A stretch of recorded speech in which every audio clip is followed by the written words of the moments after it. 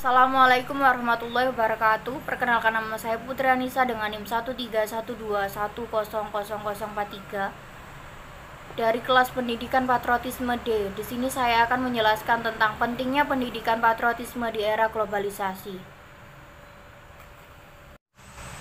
Pentingnya pendidikan patriotisme di era globalisasi. Indonesia adalah negara kaya yang memiliki banyak sumber daya alam. Terdiri dari ribuan pulau, ratusan budaya, perbedaan suku, ras, adat, hingga agama, dan jutaan penduduknya. Saat berkaca pada sejarah, Indonesia sempat dijajah oleh bangsa asing. Namun, Indonesia bisa membebaskan diri dari belenggu penjajahan karena adanya rasa cinta tanah air yang tinggi dan patriotisme pada masyarakat saat itu. Saat ini, meskipun Indonesia sudah bebas dari penjajahan, tapi bangsa Indonesia harus tetap memiliki dan meningkatkan jiwa nasionalisme dan patriotisme, karena yang mengancam keutuhan dan kedaulatan NKRI masih banyak, seperti paham-paham yang tidak sejalan dengan Pancasila, globalisasi, hingga radikalisme. Pendidikan adalah pembelajaran pengetahuan, keterampilan, dan kebiasaan sekelompok orang yang diturunkan dari satu generasi ke generasi berikutnya, melalui pengajaran, pelatihan, atau penelitian. Pendidikan sering terjadi di bawah bimbingan orang lain, tetapi juga memungkinkan secara otodidak. Pendidikan sangat penting bagi semua orang yang bertujuan untuk mencerdaskan dan mengembangkan potensi dalam diri. Dengan semakin bertumbuh dan berkembang, setiap individu bisa memiliki kreativitas, pengetahuan yang lebih luas, kepribadian yang baik, dan pribadi yang bertanggung jawab.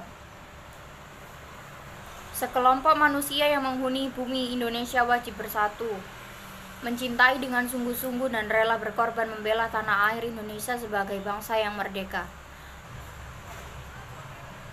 Patriotisme adalah bagian dari paham kebangsaan dalam nasionalisme Indonesia. Dengan adanya sikap patriotisme pada warga masyarakat Indonesia ini diharapkan dapat menjadikan negara Indonesia negara yang kuat dan tidak mudah ditaklukkan oleh negara lain. Sebab saat ini jiwa patriotisme sudah mulai pudar. Buktinya adalah mudahnya masyarakat Indonesia terprovokasi oleh berita-berita oleh bangsa asing yang membuat masyarakat terpecah belah dan tentunya akan mengancam keutuhan dan kedaulatan bangsa Indonesia. Belum lagi derasnya arus globalisasi, salah satu dampak menurunnya kecintaan anak muda terhadap budaya Indonesia dan terhadap produk-produk asli Indonesia. Maka dari itu, perlu bagi kita untuk meningkatkan sikap patriotisme dalam kehidupan sehari-hari. Nilai patriotisme merupakan acuan atau prinsip yang mencerminkan kecintaan terhadap kelompok atau bangsa dan kesediaan untuk menjunjung nilai-nilai kemanusiaan. Patriotisme meliputi sikap-sikap bangga akan pencapaian bangsa, bangga akan budaya bangsa, adanya keinginan untuk memelihara ciri-ciri bangsa dan latar belakang budaya bangsa. Beberapa nilai patriotisme yaitu kesetiaan, keberanian, rela berkorban, serta kecintaan pada bangsa dan negara. Salah satu nilai yang harus diperhatikan oleh generasi muda saat ini adalah nilai-nilai kecintaan pada tanah air, patriotisme, dan nasionalisme. Irhandaya Ningsih menjelaskan bahwa nilai-nilai nasionalisme, patriotisme, dan cinta tanah air generasi muda Indonesia masih perlu ditingkatkan lagi dengan salah satu caranya ialah penanaman nilai-nilai luhur bangsa lewat Pancasila mulai dari usia dini. Keselamatan suatu bangsa dan negara merupakan suatu kondisi yang harus terwujud dan tidak dapat ditawar apabila bangsa negara itu ingin bertahan hidup sebagai suatu negara. Masalah keselamatan erat sekali dengan keamanan, dan untuk mewujudkan keamanan suatu negara diperlukan potensi kesadaran tentang bela negara. Contoh sederhananya menanamkan sikap cinta tanah air dan bangsa sebagai salah satu upaya perwujudan dari nilai-nilai patriotisme. Contoh sikap patriotisme dalam kehidupan bermasyarakat yang bisa kita lakukan yaitu menjaga keamanan lingkungan, menjaga keamanan dan ketertiban masyarakat, menolong aparat dalam tugasnya menjaga keamanan, mengabarkan hal yang dapat membahayakan masyarakat terhadap polisi, menolak paham komunisme dan ateisme, dan sebagainya. Ketahuilah, bangsa kita sedang terjajah meski bukan secara fisik, tetapi secara ekonomi, intelektual, budaya bangsa, sehingga mengikis peradaban, melemahkan keyakinan, dan menumpuk perpecahan dengan segala propaganda yang dikeluarkan. Seperti inilah nampak pada pemberitaan. Perkembangan dunia membawa setiap bangsa dan negara harus siap untuk menghadapi segala macam resiko.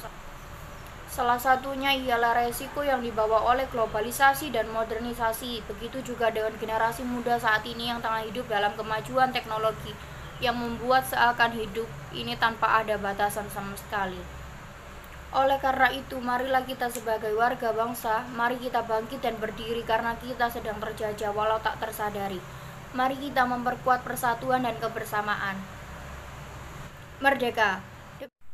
Di sini saya juga akan memperkenalkan sedikit tentang pakaian adat yang saya kenakan, yaitu pakaian adat Madura.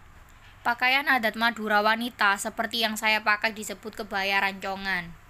Kebaya khas Madura hampir serupa dengan kebaya pada umumnya dan pas bentuk tubuh. Modelnya lengan panjang dan dilengkapi stagen atau odet yang diikatkan pada perut. Kebaya rancongan umumnya berwarna terang dan mencolok sebagai ciri khasnya seperti hijau, biru, ataupun merah yang pas bentuk tubuh. Untuk bawahan berupa sarung batik bermotif lasem, storjan, ataupun tabiruan. Samper merupakan kain bermotif khas yang sering dijadikan sebagai rok atau bawahan para perempuan ketika mengenakan pakaian adat Madura. Samper ini mirip dengan kain jari, bentuknya memanjang dan tidak membentuk ruang seperti sarung ketika dibentangkan. Seiring dengan perkembangan zaman, samper sudah jarang dikenakan sebagai bawahan karena tergeser fungsinya oleh rok dan celana. Penggunaan samper di masa kini hanya ada pada upacara adat, acara-acara, budaya, dan prosesi kematian orang Madura. Sebenarnya ketika memakai busana adat, para perempuan juga mengenakan aksesoris untuk mempertegas penampilan. Demikian yang sudah saya jelaskan, mohon maaf apabila ada salah kata. Terima kasih dan Assalamualaikum warahmatullahi wabarakatuh.